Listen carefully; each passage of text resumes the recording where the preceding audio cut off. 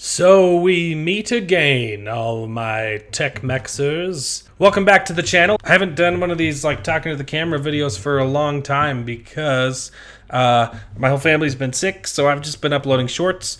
Also, I finally figured out how to upload shorts, so you're gonna get a bunch of those in the future. Well, let's move it right along, baby, to the Pez de Resistance, the legend of Vox Machina. Oh, he's technically Mexican and 3/4 American, but for 3 generations he's got that nationality. Great-great-grandpa headed south, whose kids had kids then turned around. It's not what the show's about, but it's why he's Mexican technically. It helps that he was raised in New Mexico, lived in Guadalajara for 2 years, speaks fluent Spanish with a bachelor's degree in language and examining taquito. If you're watching this on its release date, which is Wednesday, you got 2 more days until the release of The Legend of Vox Machina on Amazon Prime, which is right there, January the 28th, which realistically, if it follows the pattern of other Amazon TV shows, that means you'll get to see it Thursday night. So even sooner. Unless you're on the other side of the world, then just watch it when it I don't know how your time zones work. Okay? So, I've been looking forward to this project for a while, mostly just because I'm super happy to see it get made. I'm not a diehard fan of The Legend of Vox Machina. I never once watched their live stream. I haven't watched the VODs either, but I know what Critical Role is. YouTube is constantly recommending me highlight clips from their shows, and I watch those all the time, and I think they're hilarious.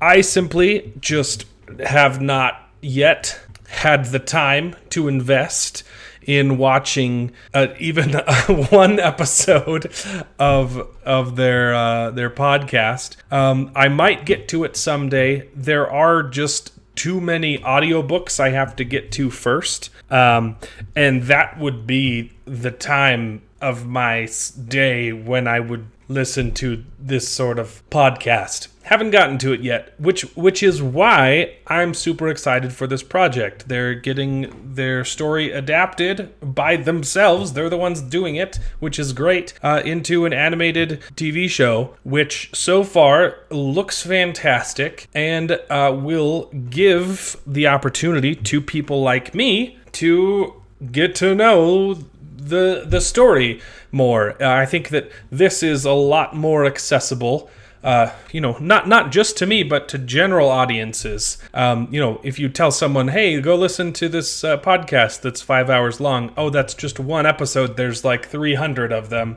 A lot of people are going to be daunted by that. So, this is just a super cool opportunity where a wider audience will be able to see this content. And I just couldn't be happier for the team behind Critical Role. I think it's super awesome to have a project like this where, your work is adapted, but to have so much creative control over it too, because it was crowdfunded by themselves. They're completely at the helm. They're voicing their own characters because they are all voice actors. It's just a really cool thing. I feel like something like this has never really happened before, at least to this scale. I think the closest thing you could compare it to is the Serenity movie, which was the crowd-funded follow-up / tie all the loose ends for the Firefly TV show created by Joss Whedon. But even that, it's kind of a different story. But really looking forward to this. They dropped their Red Band trailer, which I already watched off stream because it popped up on my phone and I couldn't resist. But there is a scene from the movie that dropped a couple days ago that I have not watched, and they just dropped huge announcements about all of the people joining the cast of the show, and there's some really, really big names. So I just want to say, I'm going to be watching it. I'm going to be talking about it with all of my nerd friends on our Sunday night live streams. The show's called Best Gen. So tune into that if you want to hear us talk about and break down the episodes. We're also currently going over the Book of Boba Fett TV show on that, which has not been great. So we are really looking forward to finally having something good to talk about. And I'm really pleased with what I've seen so far. So let's just get into it. Let's watch the scene. It's here we go. This is just a scene called "Try to Do Some Good." Just pulled from. I'm gonna shut up. I'm gonna see it. Yeah. Again, I don't have a whole lot of context because I never watched the show going into this. It seems like a pretty basic setup. I'm sure there's going to be a bigger hook or twist to start the story off, but it looks like this is probably going to be from episode 1. Just heroes that have no money, and so they're willing to do anything. I don't know anything about the story beats that the story is going to follow. I have heard that the show is going to be kind of a prequel to the original Vox Machina campaign, things that they like the story that they went through before they started streaming, because they started off as just friends playing D&D. So it'll be interesting to see. The animation looks really good. I'm excited for it. I am going to be comparing it to Arcane the entire time I'm watching it, and that's got some big boots to fill, but it's a completely different art style. I get it. I like animation as an art form, and I'm excited to get more into it. The only story beats I know from the actual show are I watched all of the clips where Grog's character gets his deck of many things and he keeps opening it in inopportune moments and crazy things happen, and it just sounds like a lot of fun. So let's skip into the newsy kind of bits of it. There are so many like cool names attached to this project aside from the main characters. Which, I mean, I'm not going to watch this whole video on the stream, but we got Matt Mercer, who is the Dungeon Master and, voices various characters in the show. He's a cool guy. So some of the other names attached to the project, aside from the main characters, is this guy, Senhil Matora. No clue who he is. We also got Carrie Payton, who's a cool guy with a deep voice.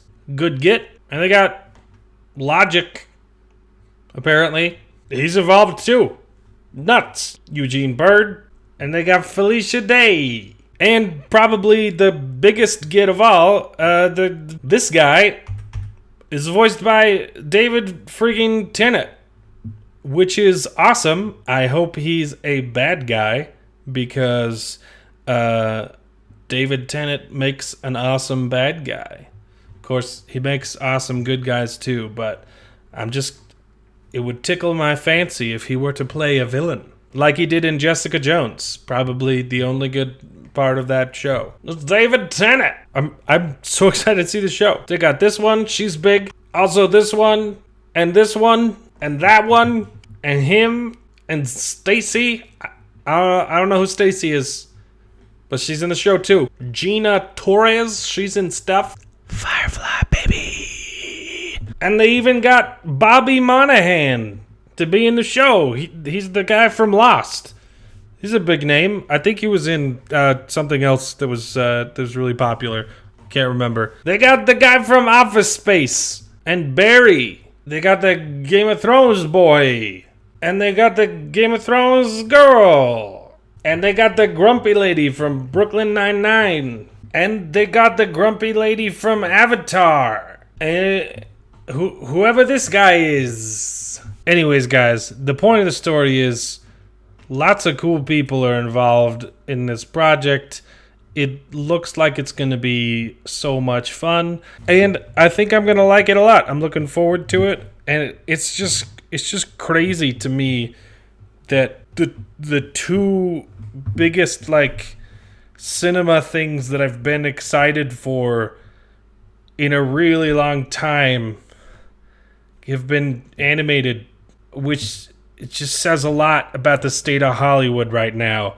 Stop making dumb stuff, because you're getting your butts kicked by voice actors. I'm preferring their stuff over Hollywood. There we go. That's the video. Tune into the Sunday live stream, Best Gen, if you want to hear me talk about the show with my nerdy friends. And I'll see you on the flippity flop.